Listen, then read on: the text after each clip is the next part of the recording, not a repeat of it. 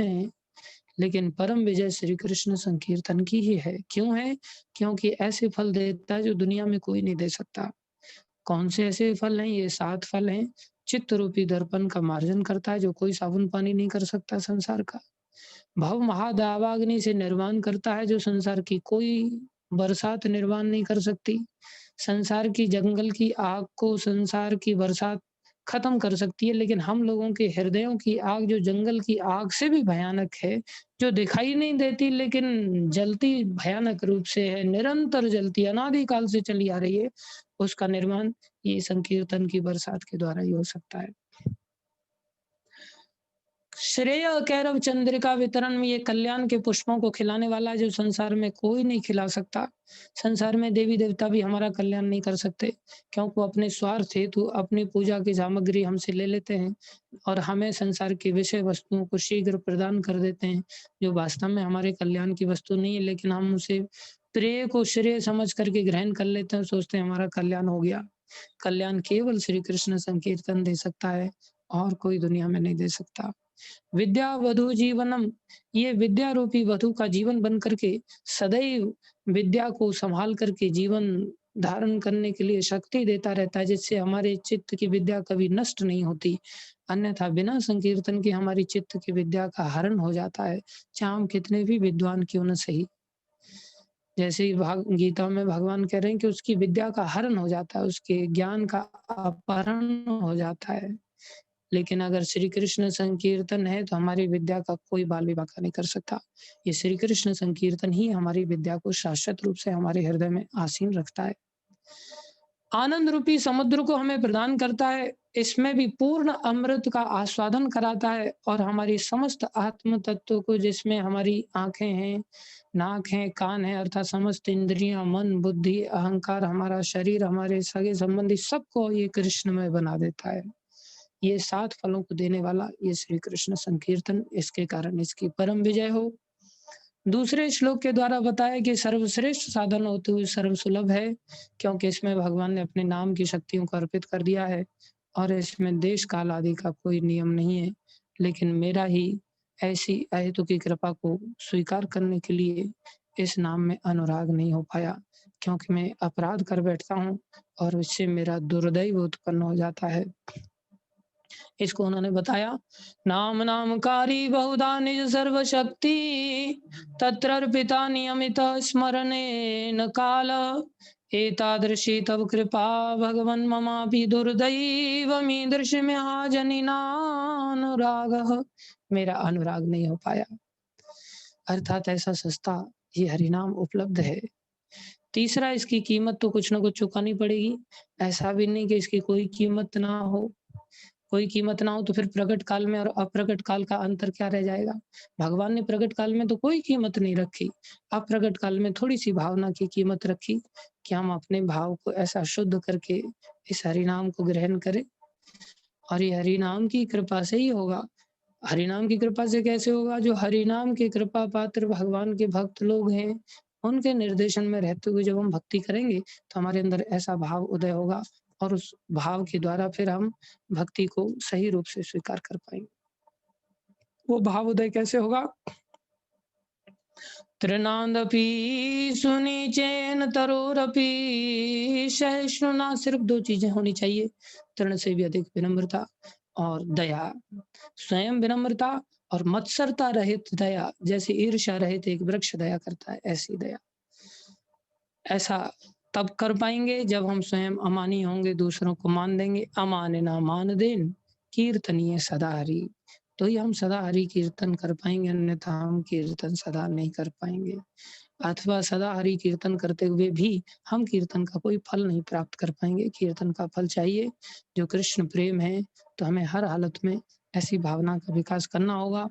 अन्वय पद्धति से भी ये सिखाया और चौथे श्लोक के द्वारा व्यतिरिक्त पद्धति से भी सिखाया कि हमें ऐसे भाव में जो बाधक वस्तु हैं, वो 3 हैं, धन है, जन है और संसार की जड़ शिक्षा है।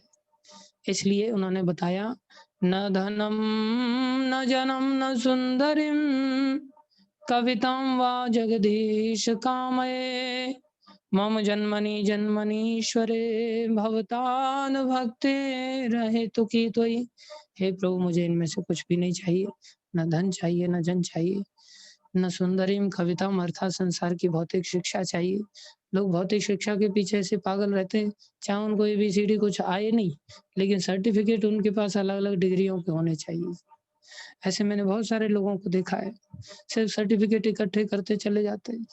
उनको बोला जाए, भाई थोड़ा-सा जोड़, घटाव, गुणा, भाग भी सीख लो, तो वो नहीं बता पाते।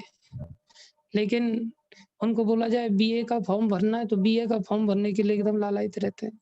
एडमिशन ल चाहिए और फिर जुगाड़ करके पास होने को चाहिए। जड़ विद्या का जो है जुनून ऐसा छाया रहता है, डिग्रियाँ हाथ में हो जाएँ बस, चाहे ले दे करके कैसे भी हो जाएँ। इसे जड़ विद्या कहते हैं। ये जड़ विद्या जीव के अहंकार का, झूठे अहंकार का तो पहले से ही संसार में बोलबाला है, और झूठी ऐसी डिग्रियों को लेकर के हम ये इनके इकड़म-तिकड़म लगा कर के हम जानते हैं कि हमने झूठी रीति से डिग्री हासिल की है, और उस झूठे अहंकार को अच्छी तरह सच्चा बना कर के बढ़िया नेम प्लेट में वो सारी डिग्रियों को हम लिखते हैं। क्योंकि दूसरी जनता को तो पता नहीं कि हमने इनको झूठ से हासिल किया है या ले दे करके हासिल किया है, या सब्जेक्ट को ऐसे ही घूस दे करके पास किया है, नकल से पास किया है। तो हम दूसरों को जो ऐसा झूठी डिग्री हासिल करते हैं, वो और ज़्यादा चमका करके इन डिग्रियों को संसार में, इस संसार की शिक्षा को प्रदर्शित करते हैं। उनसे कुछ पूछा जाए तो बेचारे बता नहीं सकते, भागते फिरते हैं। तो बोले हमें ना धन चाहिए, ना जन चाहिए, ना ऐसी संसार की पढ़ाई-लिखाई चाहिए जो संसार में झूठा मान-सम्मान बढ़ाती है। हमें प्रभु क्या चाहिए? आपकी जन्म पर्यंत जन्म हमारे होते रहें, हमें मोक्ष भी नहीं चाहिए। हमें केवल आपकी अहेतु की भक्ति चाहिए। अर्थात हम आपकी भक्ति तो करें, लेकिन बदले में आपसे कुछ ग्रहण ना करें। हम आपसे प्रीतिपूर्वक आपकी सेवा तो करें, भक्ति मतलब सेवा, लेकिन आपसे सेवा के बदले में कुछ ग्रहण ना करें। ऐसा चौथे श्लोक के माध्यम से इस भावना का विकास करते हुए भक्ति करें, हम ये पद्धति को स्वीकार करें, ऐसा चैतन्य महाप्रभु ने चौथे श्लोक के माध्यम से सिखाया, तीसरे और चौथे। 5वें श्लोक में हमारी वर्तमान की स्थिति और हमारी मूल स्थिति का उन्होंने वर्णन किया। 5वें श्लोक जो हमारा चल रहा है, जिसमें हमने सीखा, अयि नंद तनुज किंकरम, हे प्रभु, मैं तो नंद तनुज अर्थात जो नंद महाराज के बेटे हैं, अर्थात जो नंद नंदन श्री कृष्ण हैं, वसुदेव नंदन श्री कृष्ण की भी बात नहीं हो रही है यहाँ। भगवान कह रहे हैं मैं किसका किंकर हूँ, मैं किसका सेवक हूँ, मैं संसार में किसी का भी सेवक नहीं हूँ। मैं तो नंद तनुज श्री कृष्ण का ही सेवक हूँ। ये हम सबकी मूल अवस्था है। जीवेर स्वरूप है कृष्णेर नित्य दास, जीव मात्र का स्वरूप है। संसार के जितने भी जीव हैं, चींटी से लेकर के ब्रह्मा तक, हम सबका ही स्वरूप है कि हम कृष्णेर नित्य दास, हम कृष्ण के नित्य दास हैं। कोई कहे जबरदस्ती कृष्ण अपना नित्य दास बना रहे हैं हमें, बोले नहीं, हम कृष्ण के नित्य दास इसलिए हैं क्योंकि हम कृष्ण के ही अंश हैं। गीता में भगवान ने कहा ममे वंशो जीव लोके, जीव भूत सनातन, जितने भी जीव हैं वो सभी मेरे अंश हैं। तो हमने कल सीखा था कि हम कृष्ण के ही नित्य दास हैं। हम संसार में किसी देवी देवता के दास नहीं। जैसे अभी नवरात्रे चल रहे हैं तो बहुत सारे लोग थोड़े समय के लिए दुर्गा माता के दास बन जाते हैं। बहुत सारे लोग गणेश चतुर्थी में गणेश जी के दास बन जाते हैं। हाँ, तो क्या इनका सम्मान नहीं करना चाहिए? गुरु महाराज कहते हैं सम्मान तो सभी का करना चाहिए, क्योंकि अमानना मान दिन में हमने पहले ही सीख लिया। एक चींटी का भी सम्मान करना चाहिए, और इतना सम्मान करना चाहिए कि कुत्ते को भी शास्त्र कह रहा है कि दंडवत प्रणाम कर लो। लेकिन हम इतने ऊँचे बढ़े-चढ़े संत नहीं है कि हम इस प्रकार से नामदेव आदि की तरह ऐसा व्यवहार कर सकें। तो सम्मान फिर देवी-देवताओं का तो स्वाभाविक रूप से करने में तो उसमें तो कोई शर्म भी नहीं है। कम से कम उनको भी हम प्रणाम करना तो सीखें। लेकिन भक्ति केवल श्री कृष्ण की। संसार में हम इन देवी-देवताओं के उपासक भी सच्चे नहीं हैं, क्योंकि हम जैसे ही 8-9 दिन आते हैं, हम थोड़े समय करते हैं और उसके बाद उनको भूल जाते हैं। हम सच्चे उपासक होते तो रोज़ करते। हम सच्चे उपासक गणेश जी के भी नहीं है, इसलिए महाराष्ट्र में लोग कहते हैं, हाँ, अभी गणेश जी बहुत ज़्यादा हो गया, लंबा समय हो गया, अभी 4-6 दिन, 8 दिन बीत गए, आता तुम्ही जा। हाँ, आणि पुढच्या वर्षी देखो कैसे चालाकी वाले शब्द होते हैं। वो कहते हैं महाराष्ट्रीयन भाषा में, हाँ, गणपति बप्पा मोरया। जो गणपति दादा हैं, बोले आप मोरया माने मेरे हैं। भाई तुम्हारे यहाँ तो फिर विसर्जन करने के लिए क्यों जा रहे हो? उनको बहाने के लिए क्यों जा रहे हो? गणपति बप्पा मोरया, लेकिन जितने दिन के थे उतने दिन के हो गए। अभी बोले पुढच्या वर्षी अर्थात अभी अगले साल आना। और कितना प्रेम में विचार कर सकते हैं, बोले अगले साल आना। और ऊपर से पीछे से अब अगले साल की बात कर रहे हैं तो कहीं गणेश जी को बुरा ना लग जाए अगले साल की बात सुन करके। तो फिर पीछे से एक शब्द चीटिंग भरा भी बोलते हैं, लवकर यार। एक तो आपने पहले ही टर्म्स एंड कंडीशंस बांध दिए कि पुढच्या वर्षी माने 1 साल बाद ही आना, उससे पहले नहीं आना। और ऊपर से आप पीछे से लिख दे रहे हो लवकर या माने जल्दी आओ। जल्दी आओ लेकिन 1 साल बाद आओ, अर्थात 1 साल बाद आओ, लेकिन आप ऐसा मत सोचना कि आपको बुरा लग जाए इसलिए आप जल्दी आओ। ये हमारा छल है। हम सभी स्वार्थी हैं। हम प्रेम के कारण भगवान के साथ ऐसा संबंध नहीं जोड़ पाते। हम संसार में जिनके साथ भी संबंध जोड़ते हैं इसी प्रकार से जोड़ते हैं। लेकिन वास्तविकता ये है कि हम इनमें से किसी के भी सेवक नहीं है। हम केवल भगवान श्री कृष्ण के ही सेवक हैं। इसलिए महाप्रभु हमारी मूल स्थिति को बता रहे हैं। भैया तुम्हारी मूल स्थिति है कि तुम नंद तनुज भगवान श्री कृष्ण के किंकर हो। अये नंद तनुज किंकरम, मैं हूं तो आपका सेवक प्रभु, लेकिन इस संसार में आ गिरा हूं। पतितम विषमे भवम्बुदो, मैं इस विषम भयानक संसार में, जल से भरा हुआ विशाल भयानक संसार, इसमें आकर के गिर पड़ा हूं। ये संसार अच्छा स्थान नहीं। हमें अपनी मूलभूत अवस्था को याद रखना चाहिए, लेकिन हम इस संसार में रमन करने लग जाते हैं। थोड़े समय में हमारा मन यही संसार में फंस जाता है, तो हम अपनी मूल संसार की स्थिति को भूल जाते हैं। मूल संसार की स्थिति उदाहरण के माध्यम से हम समझ सकते हैं। जैसे जब हिंदुस्तान पाकिस्तान का जब बंटवारा हुआ तो पहले तो सारा हिंदुस्तानी था, मूलतः तो हिंदुस्तानी था। हिंदुस्तान का बंटवारा हुआ, कुछ दुष्टों ने हिंदुस्तान की चारों तरफ से जो हिंदुस्तान की जो संस्कृति थी, उस संस्कृति को अपनाने से मना कर दिया और उन्होंने हिंदुस्तान में से एक भाग अलग से लेकर के उसमें दूषित संस्कृति का प्रचार-प्रसार करके वैसी संस्कृति के अनुसार जीने का उन्होंने प्रस्ताव रखा। तो उन दुष्टों की दुष्टता को ध्यान में रखते हुए उनको साइड दे दिया गया, ठीक है भाई आप इस पाकिस्तान में रहो। तो हिंदुस्तान का ही एक हिस्सा पाकिस्तान बन गया, जहाँ पर वैदिक संस्कृति को नहीं अपनाया जाता, वहाँ पर अन्य संस्कृति को अपनाया जाता है। जो वेदों से परे हैं, जो वेदों को नहीं पालन करते, वो लोग संस्कृति को अपनाते हैं। तो जब बँटवारा हुआ, तो वहाँ से जो हिंदू लोग थे, जो इसे हेरिटेज में प्राप्त किए थे, हिंदू परिवार में जन्म लेने के साथ ही, वो लोग हिंदुस्तान में आने लगे। तो हिंदुस्तान में एक बूढ़ी औरत भी आई, उसकी 2 बेटियाँ थीं, वो जवान थी, सुंदर थी। वहाँ पर मुसलमानों की उन दोनों लड़कियों पर नज़र थी। तो उन्होंने क्या किया, उस हिंदू जो बूढ़ी थी, उन दोनों लड़कियों की माँ थी, उसको तो धक्के मार कर के उन्होंने यहाँ भेज दिया। ये सत्य घटना है, वो यहाँ वृंदावन में पहुँच कर के राधा वल्लभ भगवान के मंदिर में आकर के रहीं और उनका जीवन फिर यहीं वृंदावन में व्यतीत हुआ। और जो दोनों लड़कियाँ थीं, उनको वहीं पर रख लिया, उन्होंने आने नहीं दिया। अभी सब चीज़ें सेटल हो गई, उन लोगों ने वहाँ पर उन लोगों के साथ विवाह भी कर लिए, उनके बच्चे आदि भी हो गए। अभी देखा जाए तो उनकी मूलभूत अवस्था तो हिंदुस्तान है, क्योंकि हेरिटेज उनको हिंदू परिवार में जन्म लेने के कारण हिंदुस्तान के संस्कार उनके हृदय में है। लेकिन थोड़े समय उनके ऊपर हो सकता है ज़बरदस्ती ही उनको क्यों ना वहाँ पर रखा गया हो, वो लोग वहाँ रहे। लेकिन रहते उन्होंने मुस्लिम धर्म को स्वीकार कर लिया। अर्थात मुस्लिम धर्म उनका असली धर्म नहीं था, उन्होंने आरोपित धर्म था मुस्लिम धर्म, उसको उन्होंने अपने ऊपर आरोप के रूप में भी स्वीकार कर लिया स्वयं से। और स्वीकार करके इतना मन लगा उन लोगों का कि वहाँ से जब सब चीज़ें सेटल हो गई, फिर वो लोग हिंदुस्तान अपनी माँ से मिलने के लिए आए। दोनों बेटियाँ माँ से मिलने के लिए आई, लेकिन माँ से मिलने के बावजूद भी फिर से वो पाकिस्तान ही चले गए। ये हम लोगों की यही दशा है।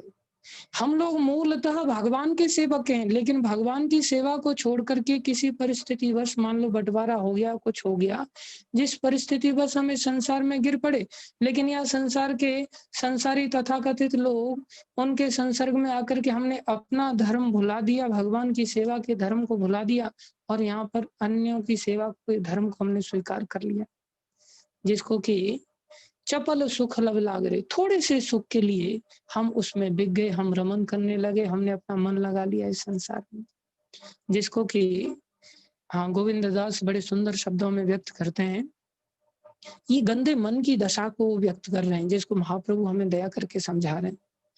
भजहु रे मन श्री नंदनंदन, भजहु रे मन श्री नंदनंदन, अभय चरनार विंद रे, अभय चरनार विंद रे, अभय चरनार विंद रे, अभय चरनार विंद रे।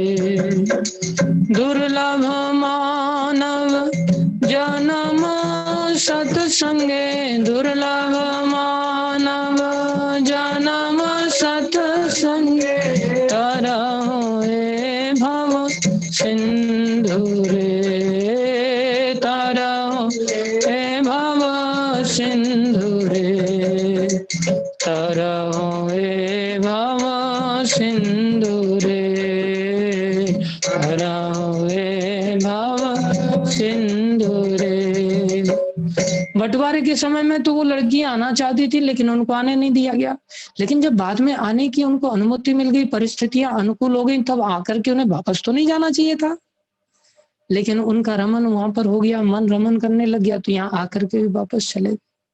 वही बात कह रहे हैं, अरे उस समय परिस्थिति तुम्हारा मन रमण कर गया, संसार में विषय भोगों में तुम डूब गए, तुम्हारे पास बाकी शरीर थे जिन शरीरों में तुम चाह करके भी प्रयास नहीं कर सकते थे, लेकिन ये जो मनुष्य शरीर मिला, इसमें तो तुम्हें सत्संग का अनुकूल अवस्था प्राप्त हो गई। इस अनुकूल अवस्था से तुम इस भव सागर को, इस पाकिस्तान को त्याग करके पुनः अपनी मूल अवस्था हिंदुस्तान अर्थात भगवान के धाम को जा सकते हो।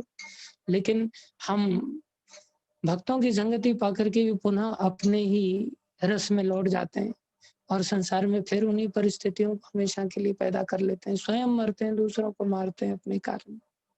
इसलिए कह रहे हैं, क्यों? थोड़े से सुख के लिए। शीत आतप बात भरीषण, शीत आतप बात भरीषण, ए दिन यामिनी जागी रे, दिन यामिनी जागी रे, विफल से बिनु कृपन दुर्जन, विफल से बिनु कृपन दुर्जन, विफल से बिनु कृपन दुर्जन, विफल से बिनु कृपन दुर्जन, चपल सुख लब लागे, चपल लब लागे रे, चपल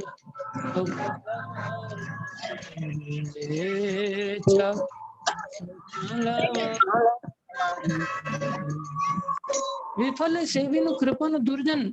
जैसे वो पाकिस्तानी लोग अच्छे नहीं थे जिन्होंने इन लड़कियों को रख लिया, वो कृपन थे, दुर्जन थे, लेकिन फिर भी ये लड़कियां उनकी सेवा करने लग गई। इसलिए चपल सुख लव लग रही, थोड़ा सा इनको सुख मिल गया विषय भोग का।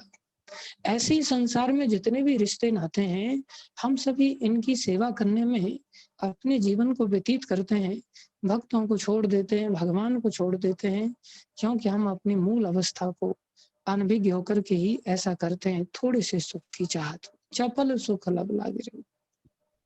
तो महाप्रभु कह रहे हैं, अय नंद तनुज किंकरम, हे प्रभु मैं तो आपका सेवक हूँ, लेकिन मैं इस भयानक संसार में गिर पड़ा हूँ। इस भयानक संसार की अब हमें भयानकता भी नहीं समझ में आती। ये भयानक संसार का ऐसा लोभ है कि हम ऐसी, और लोभ भी नहीं है मूलतः, एक बात हम समझें, संसार में जो बड़ी गंभीर बात है, दत्तात्रेय भगवान समझा रहे हैं, वो कहते हैं संसार जब दुखालय, तो यहाँ दुख तो है ही, यहाँ सुख तो वास्तव में नहीं, लेकिन सुख की आशा है। और बोले जो आशा है यही संसार में हमें बांध करके रखती है, हम संसार में इस आशा का त्याग नहीं कर पाते। इसलिए उन्होंने कहा, आशा ही परमम दुखम, नैराशा ही परमं सुखम। आशा ही परम दुख का कारण है और जो नैराशा है ये परम सुख का कारण है। लेकिन विचार करो, संसार में जब कोई व्यक्ति निराश हो जाता है तो सुसाइड करने के लिए चला जाता है। ऐसा पागलपन का भूत उस पर सवार हो जाता है। जबकि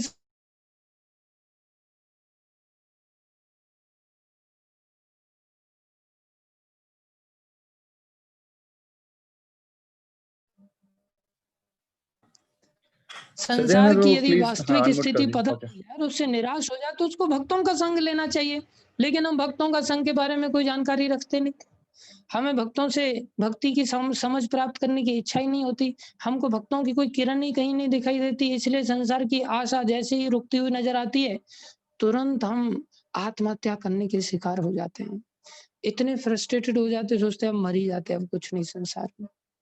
जबकि वो कह रहे हैं भैया तुम इन आशाओं को लेकर के जो जी रहे हो ये परम दुख देने वाली है। संसार की आशा तुम्हें सुख नहीं दे सकती, कभी सुख नहीं दे सकती। उल्टा ये आशा की पूर्ति अगर कहीं से हो जाए तो ये आगे चल करके और बड़ा दुख बन करके हमारे सामने आएगी। निराशा ही हमारे लिए अच्छी चीज है, क्योंकि निराश हो जाएंगे संसार से तो हम खोज करने के लिए निकल पड़ेंगे, भक्तों से प्रश्न करेंगे, भक्तों के पास जाएंगे, उठेंगे बैठेंगे। संभवतः हम संसार में भगवान को समझने का जो हमें नर शरीर देकर के भगवान ने मौका दिया है उसको हम भुना पाएंगे। लेकिन हमको क्या लगता है संसार की वस्तुएं मिल जाए बस। जिसको भागवत कहती है यत पृथिव्याम ब्रीहिव्ययम, अर्थात पूरी पृथ्वी पर आदमी को नए नए प्रकार की, यदि देखो आशाएं किन चीजों की होती हैं, भोजन की, कपड़े की और घूमने फिरने की। यही सब आशाएं हमारे चित्त में घर करके बैठी रहती हैं। भागवत कहती है यत पृथ्वीव्याम ब्रीहि अयम हिरण्यम पशव स्त्रिय, अर्थात संसार के जितने भी जीव हैं यदि उनको धन के रूप में दुनिया का सारा सोना दे दिया जाए भोगने के लिए, अथवा एक पुरुष को एक स्त्री नहीं, सारे ब्रह्मांड में जितनी स्त्रियां हैं अगर सारी स्त्रियां भोगने के लिए दे दी जाएं, अथवा एक स्त्री को सारे ब्रह्मांड के सारे पुरुष दे दिए जाएं, तो भी न दुह्यंती मना प्रीति, उसके मन को फिर भी शांति नहीं मिलेगी, उसका मन फिर भी कभी संतुष्ट नहीं होगा। ऐसा भागवत कहता है। न दुह्यंती, दुह्यंती मतलब निचोड़ करके जो दूध के रूप में दोहन किया गया। संसार का अगर सारी यत पृथ्व्याम, सारी पृथ्वी का धन दे दिया जाए, स्त्रियां दे दी जाए, किसी पुरुष को किसी स्त्री को पुरुष दे दिए जाए, हिरण्यम पशवः स्त्रियः न दुह्यंती मना प्रीति, उसके मन में कभी प्रीति अर्थात शांति नहीं आ सकती। पुंस काम हतस्यते, जो कामनाओं से हत माने घायल है, जो मरा हुआ है। और हम सभी इस संसार में आशा मतलब कामनाओं की आशा, केवल कामनाओं की आशा से ही संसार में हम जीते चले जाते हैं। ऐसी आशा हमारी तरुण होती चली जाती है, हमारा शरीर तो वृद्ध हो जाता है, जिसको कि शंकराचार्य ने बताया अंगम गलितम पलितम मुंडम, शरीर वृद्ध हो गया, गल गया, अभी कांपने लग गया। पलितम मुंडम अर्थात बाल पक गए शरीर के अंगों के, दाढ़ी सफेद हो गई, बाल सर के सफेद हो गए। पलितम मुंडम दंत विहीनम जातम तुंडम, दांतों से विहीन हो गए। ये समय है, धीरे धीरे धीरे धीरे दांत खराब हो जाते हैं, लोग उस पर कैप लगा लगा करके अपना काम चलाते हैं, लेकिन वो कैप कब तक रहेगा जब जड़ी नहीं रहेगी। दंत विहीनम, दांतों से विहीन हो गया। जातम तुंडम, लेकिन वृद्धो याति गृहीत्वा दंडम, इतना बूढ़ा हो गया कि उसने गृहीत्वा दंडम, डंडा ले लिया। तदपि न मुंचति आशा पिंडम, फिर भी वो जीव आशा के पिंड को नहीं छोड़ता, आशा के पीछे ही संसार में सारे समय को व्यतीत कर देता है। महाप्रभु समझा रहे हैं विषमे सम उपस्थितम, ये संसार ऐसा विषम है जहाँ मिलना कुछ नहीं है, केवल आशाओं को ही आदमी सजाता रहता है। घर बन जाए, मकान बन जाए, दुकान बन जाए, गाड़ी आ जाए, घोड़ा हो जाए, हाँ, पत्नी आ जाए, बच्चे हो जाएँ, बच्चे पढ़ लिख जाएँ, तब सुख पाऊँगा, तब सुख पाऊँगा, तब सुख पाऊँगा। 5,000, 10,000, 20,000, 50,000, लाख, 10 लाख, अरब, खरब मिल जाए, तब सुख मिलेगा। लेकिन संसार में कभी सुख नहीं मिल सकता, क्योंकि संसार में सुख है ही नहीं। सुख है, भगवान के धाम में है, जो हमारी मूलभूत अवस्था है, जो हमें प्राप्त होगा अई नंद तनुज किंकरम से, यदि हम अपनी मूल अवस्था मैं प्रभु किसी का सेवक नहीं, केवल और केवल आप ही का सेवक हूँ। फिर बोले भैया संसार की सेवा में क्यों जा रहे हो? कभी-कभी संसार के लोगों की सेवा करते हो क्यों दिखते हो? संसार के लोगों की सेवा करते हुए आपके माध्यम से ही दिखते हैं, सीधा हमारा कोई संबंध नहीं। अगर आपके कहीं भक्त हैं, तो हम उनकी सेवा करने चले जाते हैं। आपके माध्यम से यदि किसी जीव को प्रचार करना है, तो आपके माध्यम से हम उनके प्रति प्रचार करने के लिए चले जाते हैं। अन्यथा हम आपके ही सेवक हैं, हमारा किसी से कोई नाता रिश्ता नहीं। लेकिन हम साधु बन कर के भी आशा का त्याग नहीं कर पाते। आशा रहती है बस आश्रम बन जाए बस फिर शांति मिलेगी। बस 200 चेला हो जाएँ फिर शांति मिलेगी या इतनी चेली बन जाएँ फिर शांति मिलेगी या फिर इतना धन बैंक बैलेंस में आ जाए फिर शांति मिलेगी। मैं महंत बन जाऊँ फिर शांति आएगी। जगत गुरु बन जाऊँ तब जाकर के शांति आएगी। साधु जीवन में भी आसान नहीं है शांति को प्राप्त करना। क्योंकि हमारे जीवन में कहीं भी हम चले जाएँ, आशा का पीछा हमारा नहीं छूटता। क्योंकि अगर हम भक्ति को सच्ची भक्ति के रूप में नहीं करेंगे, तो हम सदा ही आशावादी हर जगह ही बने रहेंगे। आशावादी होना चाहिए भक्ति को लेकर के, संसार के सुखों को लेकर के नहीं। जो जड़ सुख हैं, जो वास्तव में सुख नहीं है, लेकिन सुख का भ्रम ज़रूर है और ये भ्रम में ही आदमी डूब जाता है। विचार करो किसी का घर बन जाता है, वो क्या सोचता है, अब मेरा घर बन गया, अब कोई टेंशन नहीं। बचपन से ही लोगों के दिमाग में रहता है अपना घर होना चाहिए बस। विचार करो चूहे का एक घर होता है, एक बिल होता है, पूरा जीवन वो चूहा उस बिल में व्यतीत कर देता है। तो बिल क्या है? बिल वो एक मौत की गुफ़ा है जिसमें उसमें रहते-रहते एक दिन उसने मर जाना है। मेंढक होता है, मेंढक को आप देखो कुएँ में शायद आपने देखा होगा, हमने बचपन में देखा मेंढक कुएँ में गिर जाते हैं। पूरा जीवन मेंढक उसी कुएँ में रहता है। कोई ऐसा नहीं कह अरे! मेंढक गिर गया इसको बाहर निकाल कर के स्वतंत्र कर दें। उसी कुएँ में उसने जीवन को समाप्त कर देना होता है। गूलर होता है, गूलर के अंदर आप कभी तोड़ो उसको दुनिया भर के कीड़े निकलते हैं। वो कीड़े उसी में जन्म लेते हैं, उसी में बढ़ जाते हैं, उसी में शादी-ब्याह हो जाते हैं, उसी में बच्चे पैदा करते हैं, उसी में लड़ते-झगड़ते हैं और उसी में बूढ़े होकर के अंततः उसी गूलर के अंदर मर जाते हैं। ठीक वैसे ही संसार में कोई व्यक्ति ने घर बना लिया और वो बड़ा खुश हो जाता है जबकि वास्तविकता क्या है, एक ऐसी गुफ़ा में वो प्रवेश कर गया, जहाँ से अब उसने मर कर के ही बाहर निकलना है। तो क्या है, मूलतः मृत्यु लोक के अंदर मृत्यु की एक गुफ़ा ही वो बना पाया। तो वो है तो विषम परिस्थिति, लेकिन अज्ञानता का प्रगांड ऐसा प्रगाढ़ उसके ऊपर आवरण छा गया है, जिस आवरण के कारण उसको वो घर शांति का प्रतीक लग रहा है। अब ऐसे व्यक्ति को ये भक्ति का पाठ पढ़ाया जाए तो कैसे उसको समझ में आएगा? हाँ, भाई घर बिच्छू लगे, घर में साँप जैसी स्थिति फ़ील हो तो आदमी घर छोड़ के भगवान की शरण में जाए, भक्तों की शरण में जाए। लेकिन हमें तो घर ही अच्छा लगता है संसार में।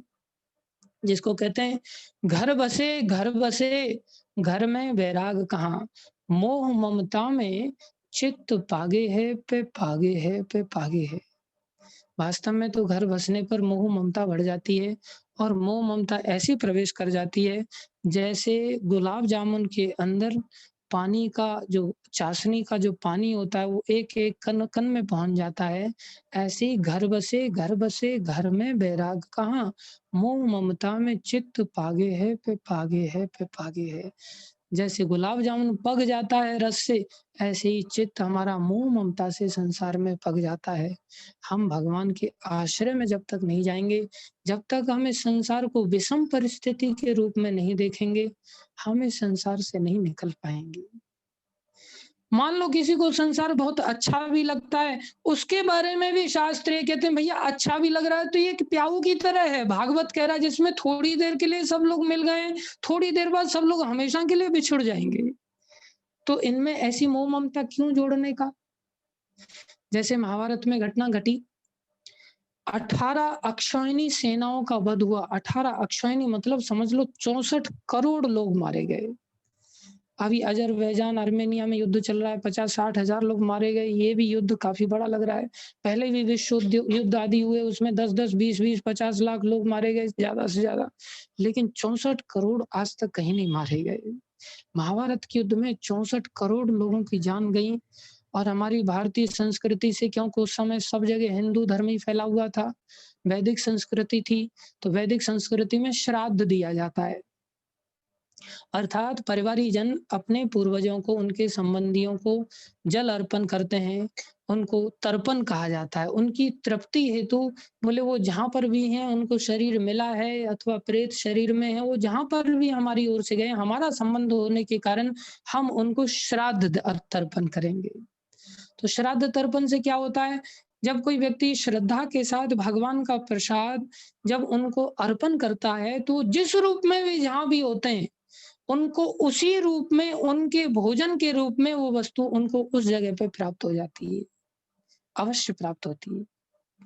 जैसे कोई यदि उनका परिजन यदि किसी गाय के शरीर में चला गया हो, तो उसको उस जगह पर आप यहाँ से जल और तथाकथित जो भी भोजन अर्पण कर रहे हो, वहाँ उसको हरी घास के रूप में और खल के रूप में, दलिया वगैरह के रूप में, जो पशुओं का आहार होता है, पर्याप्त सुंदर आहार के रूप में उनको वहाँ फ़ीस्ट जैसा उनको प्राप्त हो जाएगा। कोई शेर के रूप में आपका परिवारीजन अगर मरने के बाद चला गया है, आप यहाँ से उसको भगवान का प्रसाद दे रहे हो, वहाँ उसको उसका आहार जो मांस है, मांस के रूप में उस दिन उसको वो आहार के रूप में पूरी तरह से प्राप्त होगा और वो तृप्त हो जाएगा। और वो भगवत प्रसाद का असर करेगा, यदि आपने यहाँ उसको भगवान को भोग लगा के अर्पण किया है, उससे वहाँ उसको भक्ति का लाभ हो जाएगा। इसलिए कोई भी जीव आपके परिवारीजन का कहीं भी चला गया है, जिस रूप में चला गया है, उसको उसी रूप, अब मान लो कोई मनुष्य शरीर में चला गया है, तो आप यहाँ से तर्पण कर रहे हो, तो उसको वहाँ बढ़िया खीर, पूड़ी, कचौड़ी वगैरह सब अनेकों व्यंजनों के साथ उसको बड़ी तृप्ति मिलेगी अपने आप। ये श्राद्ध की विधि का तर्पण विधि है।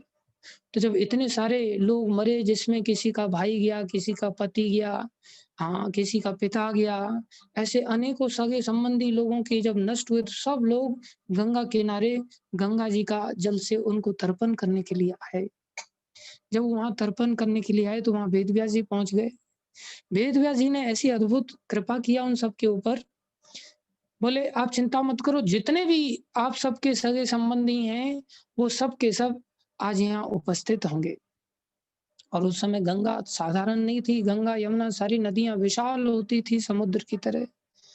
तो उसमें करोड़ों लोग उपस्थित हो गए। बिना कटे-फटे शरीर के, स्वस्थ शरीर के, राजाशाही शरीर के साथ, जिसमें जितने भी लोग थे, सब के सब दिव्य शरीर उनके जैसे पहले थे, उन्हीं शरीर के साथ सब के सब उपस्थित हुए। और पूरी रात उन लोगों के साथ उन लोगों ने वार्ता किया, परिवारीजनों के साथ उन्होंने अपना समय व्यतीत किया। लेकिन उन्होंने कहा ये बस एक रात ही रहेंगे। तो पूरी रात उन लोगों के साथ उन्होंने समय व्यतीत किया, लेकिन फिर भी बहुत सारे लोगों को बहुत ज़्यादा आनंद नहीं आया, क्योंकि पता था कल सुबह ये सब कुछ चले जाएँगे। और सुबह होते ही सब के सब गायब हो गए, अंतर्ध्यान हो गए। वेद व्यास जी की कृपा हुई। वेद व्यास जी ने उस घटना के माध्यम से सबको समझाया, क्योंकि सब बड़े दुखी थे। बोले ये संसार ऐसा ही है, यहाँ से बोले जाने ही वाले हैं। इसलिए पहले से ही मूड बना करके उस प्रकार से चलो कि संसार में हमारा कोई संबंध नहीं, तो संसार में हम किसकी दास था, किसके सेवक बने?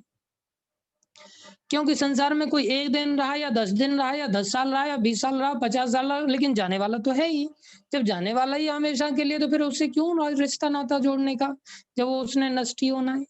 ऐसे जीव से नाता जोड़ा जाए जो हमसे कभी छूट करके बिछोड़ ना हो, वो हमेशा के लिए हमारे साथ रहे। मीराबाई ने जैसे गिरधर भगवान से नाता जोड़ा। मेरे तो गिरधर नागर दूसरों न कोई रे, मेरे तो गिरधर नागर, मीराबाई कहती है मेरे गिरधर नागर के अतिरिक्त और कोई नहीं संसार। इसलिए ये बात विषम परिस्थिति की संसार की शास्त्रों में हमें समझाई जा रही है, लेकिन हम आसानी से इन बातों को समझते नहीं हैं। हम जब तक लात नहीं खा लेते, तब तक जिसको कहते हैं लातों के भूत बातों से कैसे माने जाएँ। 2 प्रकार के मूर्ख होते हैं। एक बातों से समझाने वाले मूर्ख होते हैं। मूर्ख उसको कहते हैं जिसको समझाया जाए बातों के द्वारा तो समझ जाता है।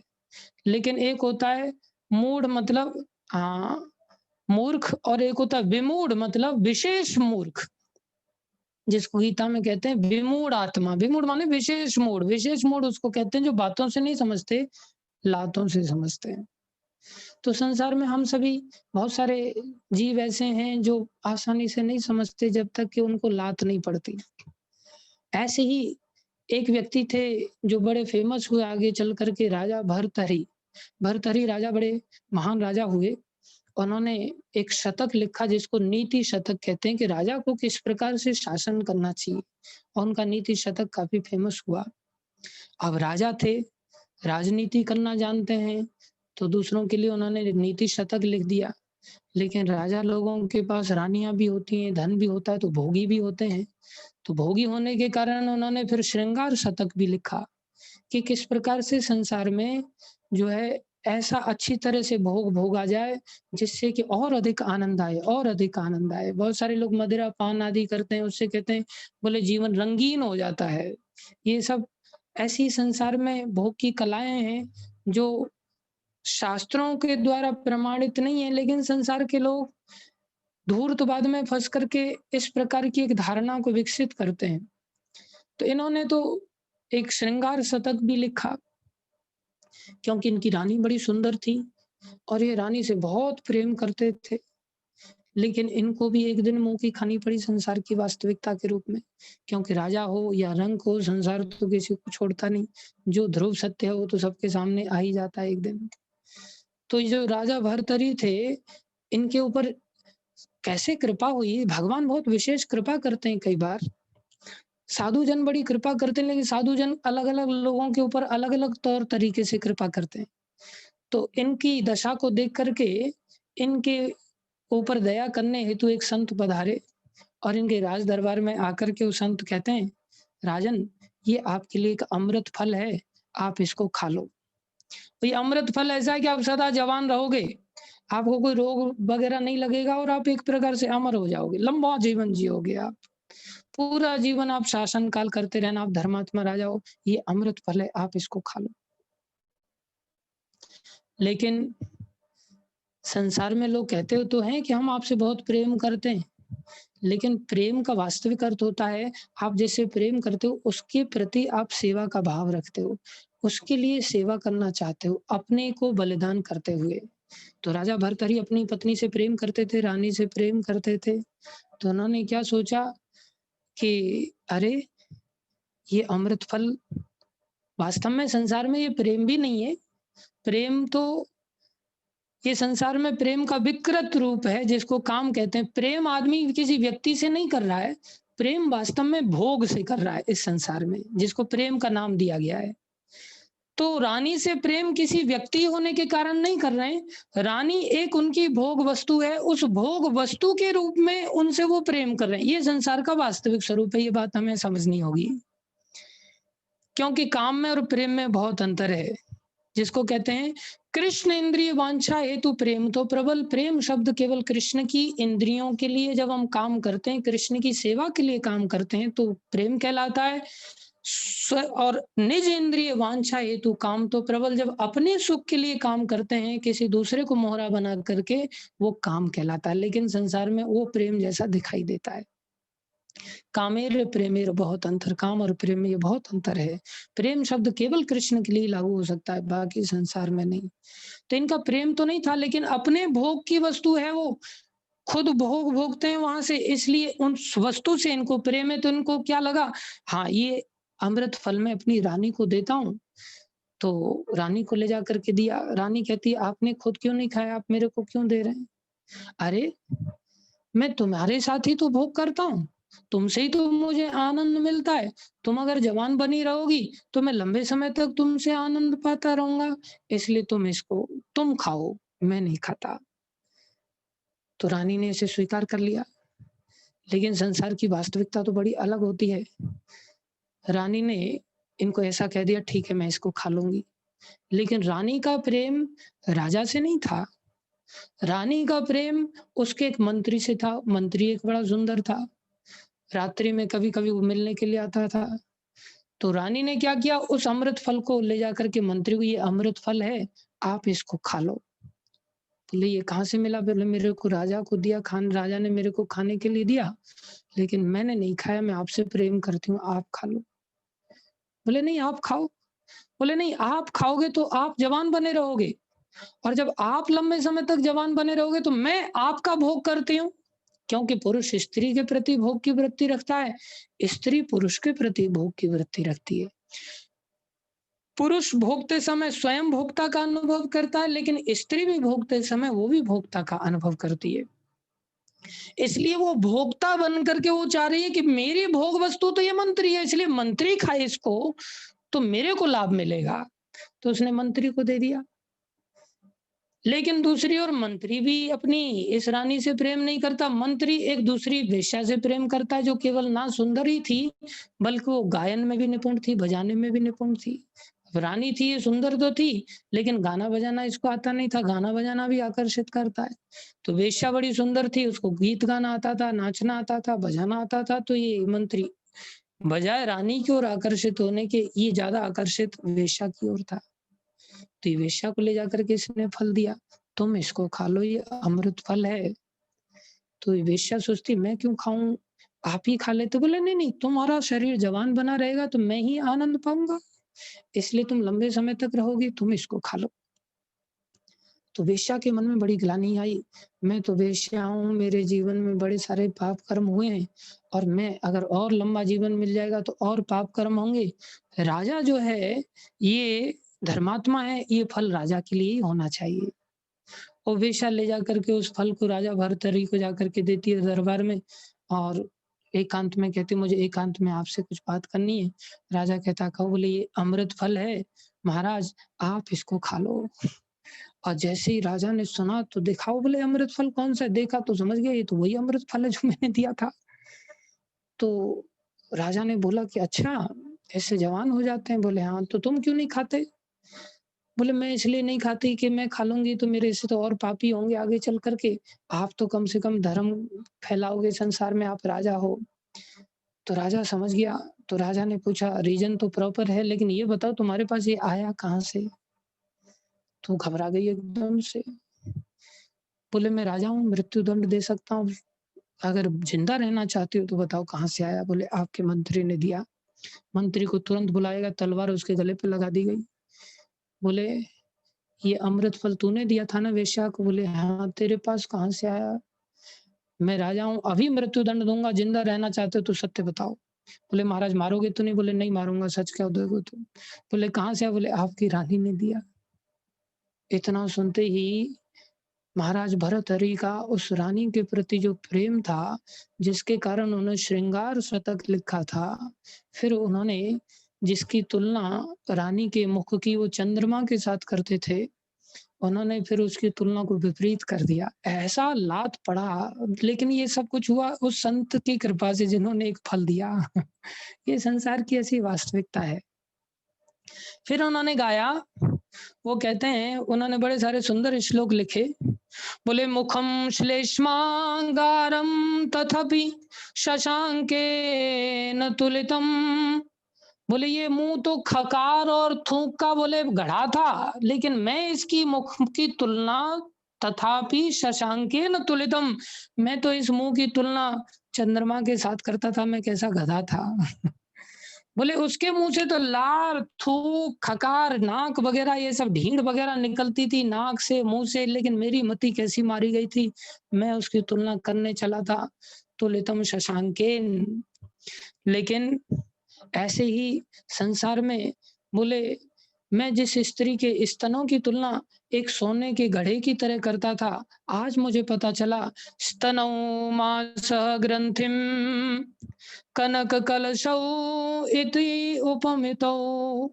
जो मांस की गांठें थी, उन गांठों की तुलना मैंने सोने की कलश के साथ कर ली। ये हमारा अज्ञानता का बहुत बड़ी पराकाष्ठा है। जिस कारण से हमें ये संसार विषम नहीं लगता, जबकि संसार है वास्तव में विषम ही। लेकिन ये संतों की दया से ही समझ में आता है। तो हमें इस बात को समझ कर के संसार की विषमता को समझते हुए इसको गंभीरता से समझना होगा कि संसार हमारा घर नहीं है, हम मूलतः कृष्ण के ही सेवक हैं। अयि नंद तनुज किंकरम पतितम विषमे भव अम्बुदौ। मैं इस भव सागर में गिर पड़ा हूँ। प्रभु, मेरी स्थिति ऐसी है कि मैं यहाँ तड़प रहा हूँ, संसार दावानल है, मुझे यहाँ से निकालो और आपके चरण कमलों की धूलि का कण बना लो। इस धूलि के कण की क्या व्याख्या है, थोड़ी-सी इसको कल के दिन वर्णन करेंगे। आज के दिन संसार की विषमता का वर्णन किया, जो हमें विषमता नहीं नज़र आती क्योंकि हम घोर अज्ञानता में डूबे हुए हैं। हम संसार से जब लात खाते हैं तभी हमें समझ में आती है, क्योंकि हम विशेष मूढ़ हैं, बातों से आसानी से नहीं समझ पाते। लेकिन साधु जन कभी अमृत फल दे करके, कभी कथा सुना करके ये किन प्रकार हमें समझाने का प्रयास करते हैं।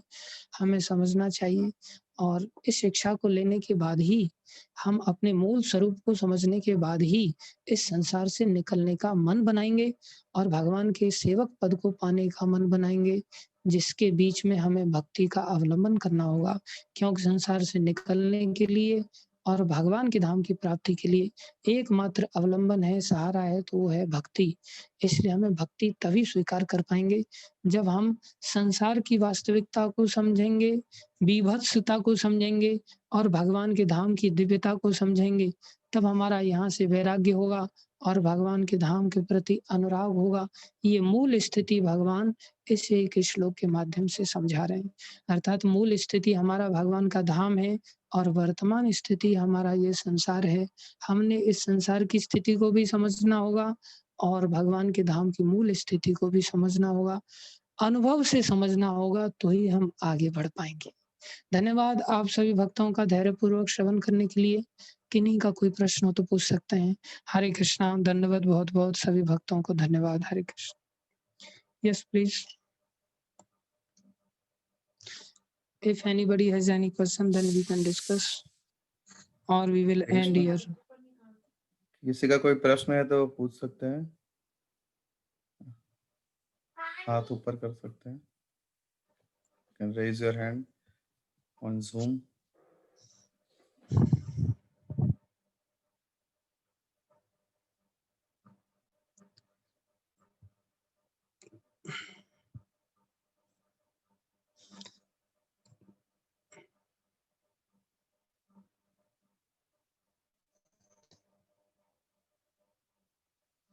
Yes, सनी प्रभु पूछिए प्लीज।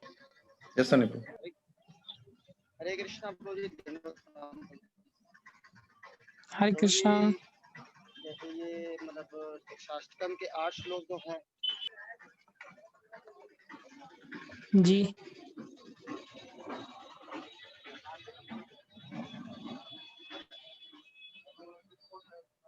प्रभु जी, जैसे ये 8 श्लोक के ऊपर हम मतलब प्रतिदिन मतलब चर्चा कर रहे हैं और आप इतना सब कुछ बता रहे हैं, मतलब फिर भी वो वैराग्य नहीं आ पाता है अंदर।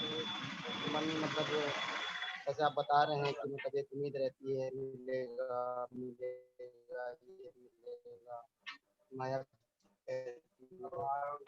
उम्मीद उम्मीद दे देती है जीव को। तो वही वैराग्य कैसे, इतना सुनने के बाद भी मतलब मन भटकते रहता है। हाँ, बहुत अच्छा प्रश्न है आपका। जब सुनने के बावजूद ही, हालांकि सुनने से ही इसका रास्ता खुलता है, एक बार सुनने से नहीं खुलता, बार-बार सुनने से आगे बढ़ने का रास्ता खुलता है। लेकिन बार-बार सुनने के साथ ही हमें उन अनुभवी भक्तों का सानिध्य में भी रहना पड़ता है। अगर हम सानिध्य में नहीं रहते तो हमें आसानी से ये वैराग्य जागृत नहीं होता।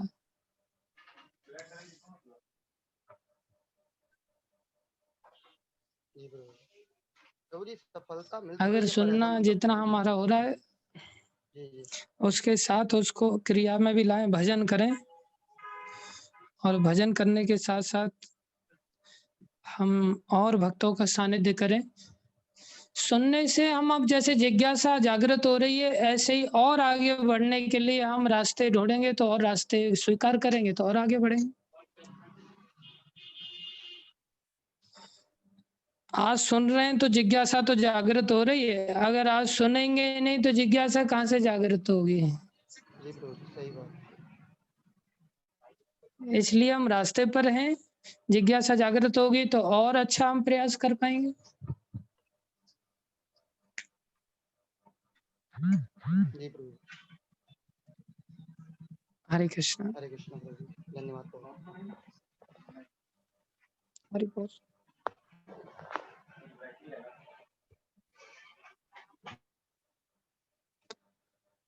हाँ, थैंक यू सो मच सभी भक्तों को। Hare Krishna. I think there is no question. Hare Krishna, thank you very much प्रभु। हरे कृष्णा। हरि बोल, धन्यवाद।